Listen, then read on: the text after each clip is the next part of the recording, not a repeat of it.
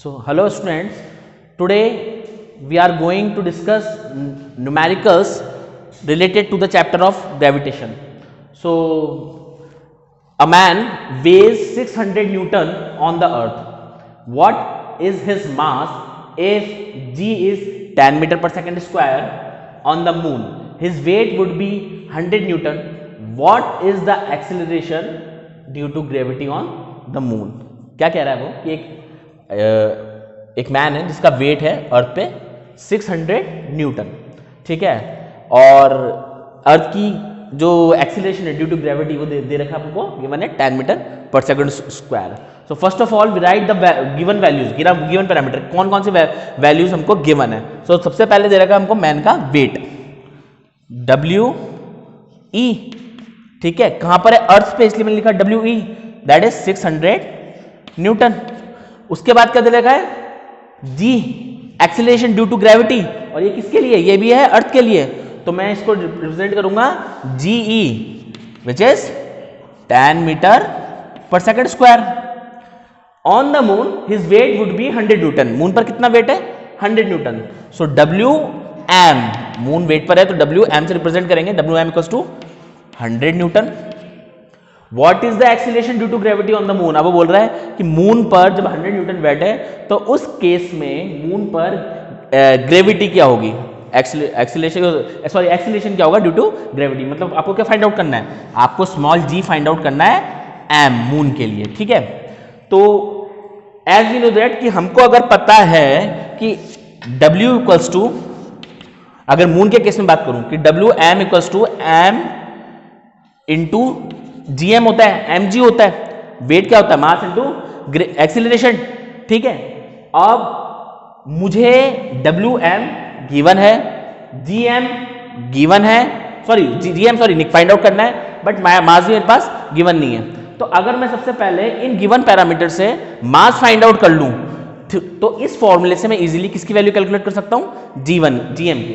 तो सबसे पहले मैं अर्थ के जो गिवन पैरामीटर है वेट और ग्रेविटी एक्सीलरेशन से, इससे इसी फॉर्मूले को यूज करके मैं मास को फाइंड आउट करूंगा. सो फॉर अर्थ के रेस्पेक्ट में बात हो रही है ये, ठीक है ना. तो WE इक्वल्स टू आपका हो गया m इंटू GE, ठीक है. तो इससे m आ जाएगा आपका WE अपॉन GE. WE की वैल्यू कितनी है 600 न्यूटन अपॉन G का वैल्यू कितना है 10 मीटर पर सेकंड स्क्वायर, ठीक है, कैंसिल आउट. तो m की वैल्यू कितनी आ जाएगी 60 न्यूटन, ठीक है. अब ये में आ गई मेरी वैल्यू m की 60 न्यूटन पर मीटर पर सेकंड स्क्वायर,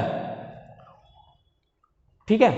अब मैं 60 की वैल्यू को कहां पर पुट करूंगा, यहां,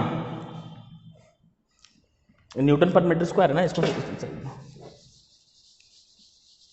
किलोग्राम हो जाएगा पूरा आपका मास. अब WM equals to m into GM, इस वाले फॉर्मूले में मैं m की वैल्यू 60 पुट कर दूंगा. निकालना क्या मेरे को GM, तो GM हो जाएगा मेरा WM अपॉन m. WM की वैल्यू कितनी गिवन है 100 और m की वैल्यू कितनी है यहां पर 60, ठीक है. तो कैंसिल आउट करेंगे तो आ जाएगा 10/6. तो GM की वैल्यू कितनी आएगी मेरी, नियर अबाउट 1.66 मीटर पर सेकंड स्क्वायर. ये हमारा आंसर है. Now talk about next numerical. A particle weighs 120 newton on the surface of the earth. एक पार्टिकल है, इसका अर्थ पे वेट कितना है 120 Newton. At what height above the earth surface will its weight be 30 Newton. मतलब क्या बोल रहा है कि एक पार्टिकल है जिसका वेट है अर्थ पे 120 न्यूटन, तो अर्थ सरफेस से कितनी हाइट पर उसका वेट कितना हो जाएगा, इतना रह जाएगा 30 न्यूटन. और गिवन क्या है, radius of the earth that is 6400 kilometre, ठीक है. तो हमको वो हाइट की वैल्यू फाइंड आउट करनी है जिस हाइट पर उस पार्टिकल का वेट 120 न्यूटन से डिक्रीज होकर कितना रह जाए 30 Newton. So the weight of a particle on the surface of the अर्थ। अब किसी भी पार्टिकल का या किसी भी ऑब्जेक्ट का अर्थ पे जो वेट होता है वो क्या होता है, W इक्वल्स टू mg, ठीक है। तो W equals to mg weight हो गया, m उस पार्टिकल का मास, और स्मॉल जी की वैल्यू मैंने किससे रिप्लेस करी, capital G upon m, capital G m upon r square. ये वैल्यू क्या उठा के मैंने यहां पुट कर दी, तो G m upon r square. तो मेरा W इक्वल्स टू आ गया small m into capital M into G upon r square. Let W1 be the weight of a particle at height h above the earth surface. अब मैंने assume कर लिया कि उस पार्टिकल का h हाइट से ऊपर जो वेट है वो है W1, ठीक है, ये मैंने अज्यूम कर लिया।